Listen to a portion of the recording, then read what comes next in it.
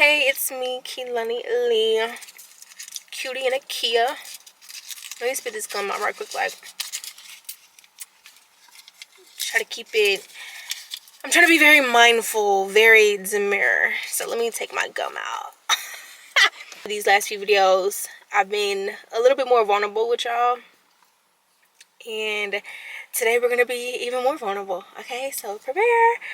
Just let you know, I am a major crybaby, so if I cry, please don't judge. So yeah, so let's get vulnerable, okay?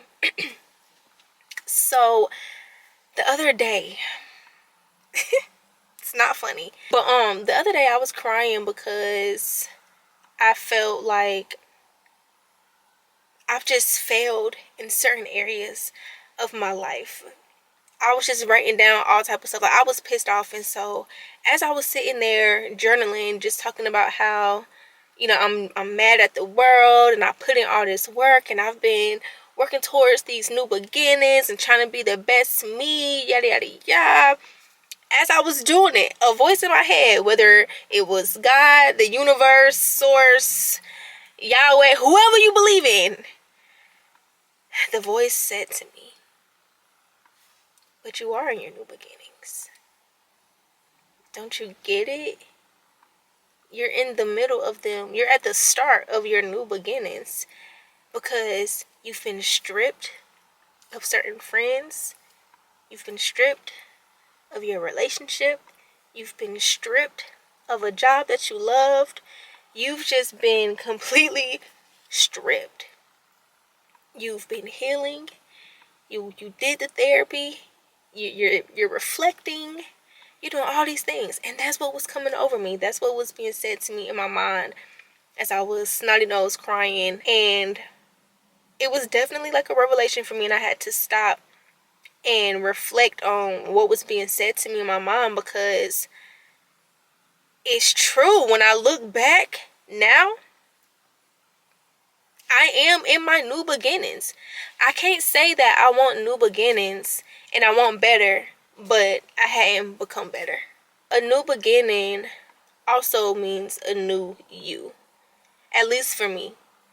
And so who I am today is not who I was a couple years ago when I had to be stripped of all those things. My new beginnings, it's not one of those things that just happens overnight. I've been working on this for years, since I was like 25, maybe 26.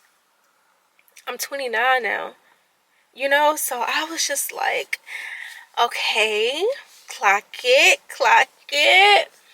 So it made me feel better in the sense of I'm in my new beginnings, but it's still just, it's a challenge. It's hard for me because, can we just get to the good part? I'm just gonna say it. Can we just get to the good part? Can we get to the happily ever after, please? Like, I'm tired of healing. Bring the niggas out, bring the money out, bring the love and success out, bring it out already. I'm tired of healing and all that, for real. Like, I'm not trying to sound crazy and ungrateful for the experience or anything like that, because I'm very aware, but it's like, god damn, I'm ready now. I really am. And I think about this time where I was talking to a former friend of mine, where I was like, you know, I'm in my goddess era, yada yada yada. I think I was about 26, 27. I was like, I'm in my goddess era, I'm unstoppable, blah blah blah. And he was like, well, yes, but no. He was like, I feel like you're like a butterfly who's still in the cocoon. Like, you know you're a butterfly, but you're still in this cocoon season where you're still building, you're still growing, you're still evolving. And in that moment, I was kind of taken aback, because I'm like, boy, what you talking about? Like, no, I'm the butterfly right now. This is me right now. I'm a goddess. What do you mean? Blah, blah, blah. But now I see exactly what he means, because 27 me and 29 me are two totally different people. I don't have to say I'm a goddess. People just know. You could just feel my essence and my aura. Needless to say, now it makes sense, and I do feel like my voice is cracking. I'm sorry because I'm trying not to cry, but I now feel like I am the butterfly, and I've worked so hard to get here. Sorry.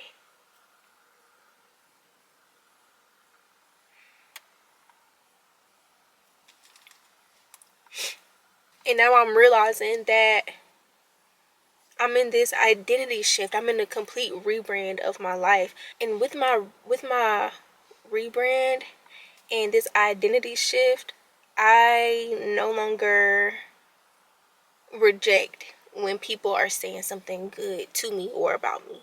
So, for instance, ever since I was just a little girl, people will always say I had like a light about me or like a star quality.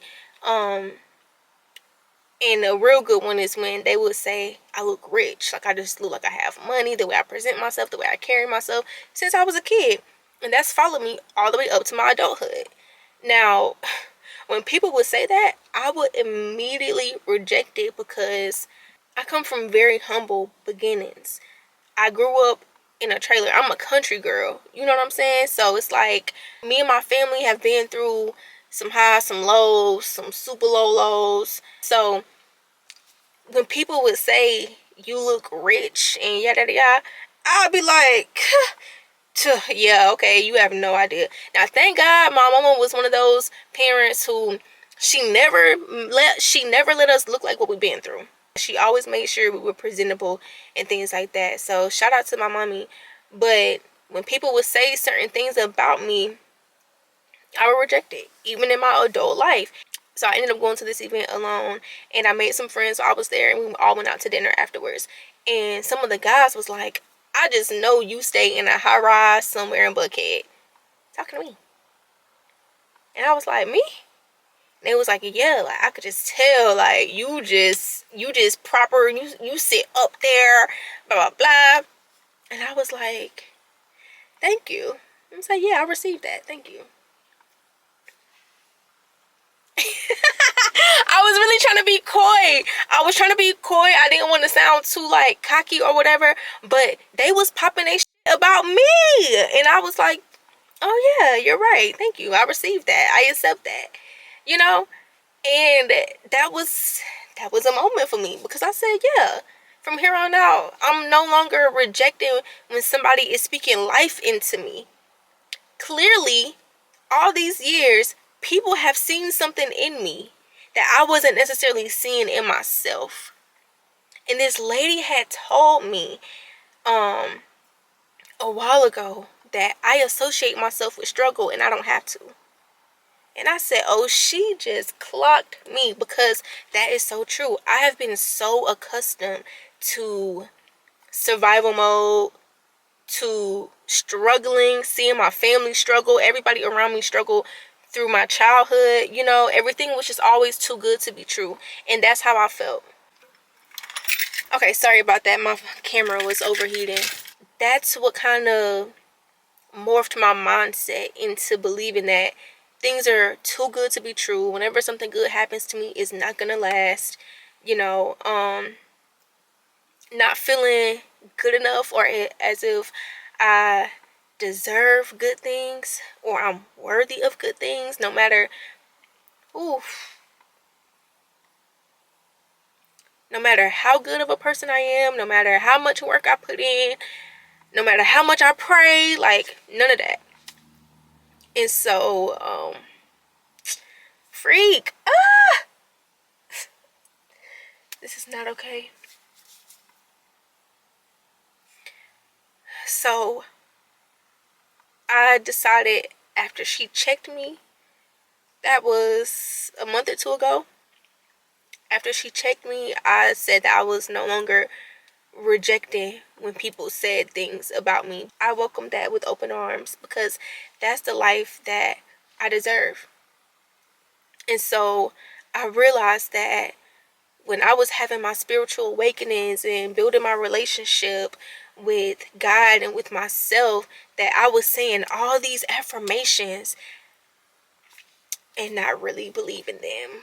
for real. I might have believed them in the moment, but I would let whatever was happening in that present time just rock my whole world and shift everything that I had been working on, if that makes sense. Because you got to understand, the present is literally a manifestation of the past. So whatever, for instance, right now, if I'm sitting here doubting myself, being negative Nancy, X, Y, and Z, that's gonna manifest into the future, which will be the present.